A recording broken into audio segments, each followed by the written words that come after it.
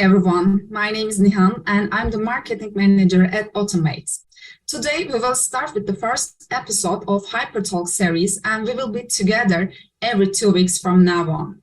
We will talk about current issues from the IT world with Bengisu. Of course, you can leave the topics you are curious about as a comment under the video. Now, I would like to introduce Bengisu, who is business analyst at Autom. Bengisu, welcome. Hi, Nihan. In this episode, we will talk about Gartner's peer lessons learned from implementing robotic process automation software reports. And I will leave it to Bengisu to give us more details about this report. Thanks a lot, Nihan. Hi, everyone. Today, we will talk with you about a very basic but important topic with reference from Gartner's report.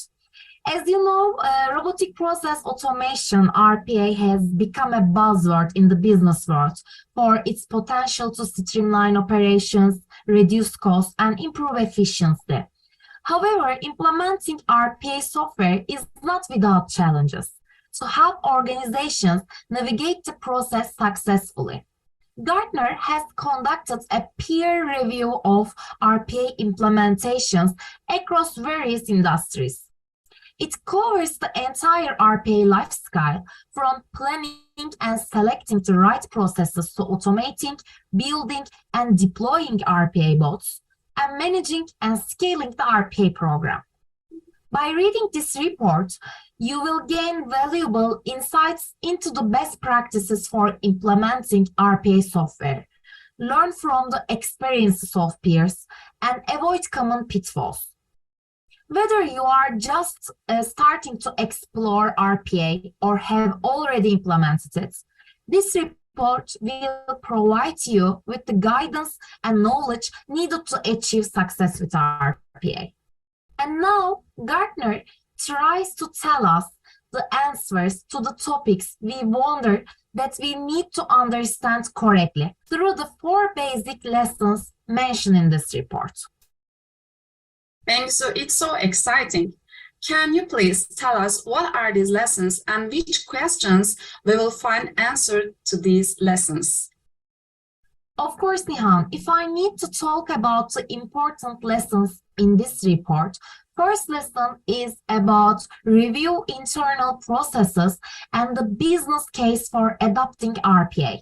Involves stakeholders from key business units. This course emphasizes the importance of stakeholders during the RPA process. And the other lesson is about research extensively the offerings that meet long-term business needs. Conduct a POC to evaluate vendors. Emphasize the importance of lean POC.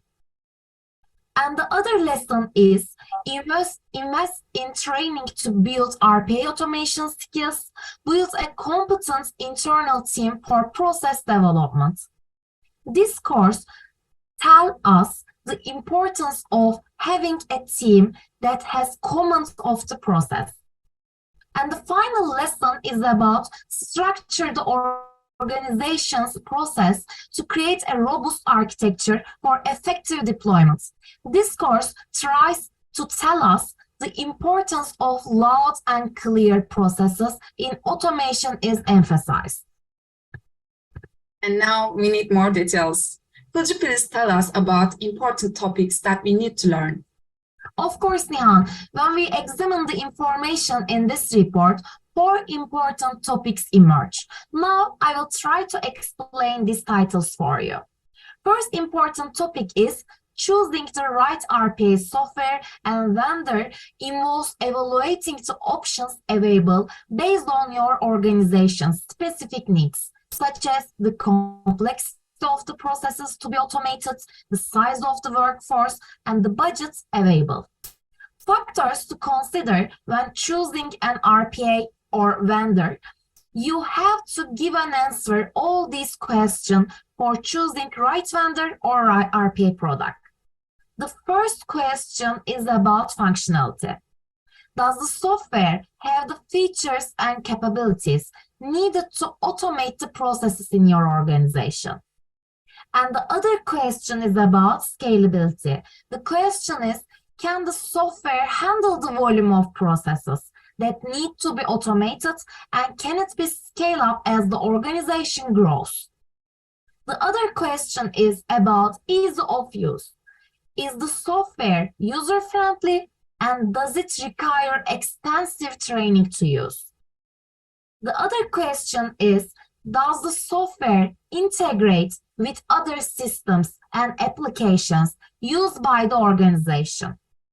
And the final question is about what is the total cost of ownership for the software and vendor, and does it fit within the budget allocated for the project? So in summary, we can say choosing the right RPA software and vendor involves evaluating the options available based on your organization's specific needs and considering factors. It's also important to consider the vendor's reputation and track record to ensure a successful implementation. Yes, Nihan, thanks for this clear summary. And now we go on the other topic that we will learn from this report. Ensuring security and compliance in RPA involves implementing measures to protect sensitive data, prevent unauthorized access, and comply with relevant regulations. These regulations are, first one is access control. This involves limiting access to RPA systems and data to authorized personnel only. Access controls may include password requirements, two-factor authentications, and role-based access control. The other regulation is about data protection. This involves encrypting sensitive data and protecting it from unauthorized access, modification, or destruction. Data protection may include measures such as data loss, prevention, encryption, and secure file transfer. The other regulation is about auditing and monitoring. This involves monitoring RPA activity to detect and prevent unauthorized access, data breaches, or other security incidents. Auditing and monitoring may include log management, intrusion detection, and prevention and vulnerability scanning. And the final regulation is about compliance. This involves ensuring that RPA processes and systems comply with relevant regulations, such as GDPR, HIPAA, or SOX. Compliance measures may include regular audits, policy documentations, and staff training. Bengisu, I would like to summarize from now on. RPA involves implementing measures to protect sensitive data and comply with relevant regulations.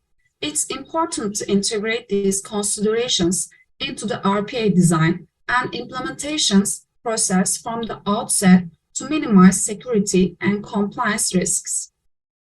Yes, Nihan, you sum it up absolutely right.